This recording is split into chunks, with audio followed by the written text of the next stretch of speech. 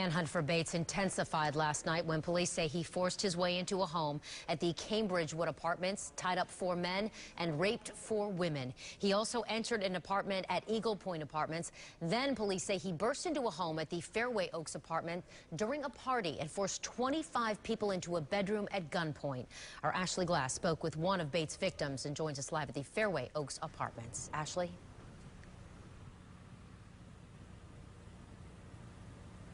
In the exclusive interview you are about to hear, this young woman prayed with Chris Bates, and she tells me that is the only thing, she's certain of it, the only thing that saved her and her 7-year-old son.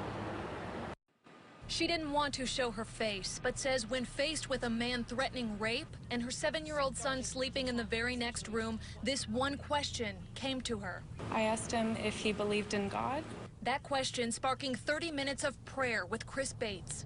I went on autopilot and just did what I had to do, said what I had to do to survive. We read the Bible together, and I offered to give it to him. He wouldn't take it because he said he wasn't going to live through the night. So I ripped out a passage, John 3:16, for God so loved the world, and I gave it to him. An admission to follow. She says Bates told her about attacking women and holding people at gunpoint just before showing up at her apartment. He was remorseful for what he did, and he said, "I'm sorry," and he apologized. And he felt remorse for what he did. At one point, she says Bates tried to give her his gun and asked her to take his life. Did you get a sense he knew it was going to end like this? Yeah, he said he was going to die before the night was over. She told Bates to leave and reminded him of the ripped-out page of the Bible now in his pocket. And he said he would read it. He put it in his pocket, and then he left.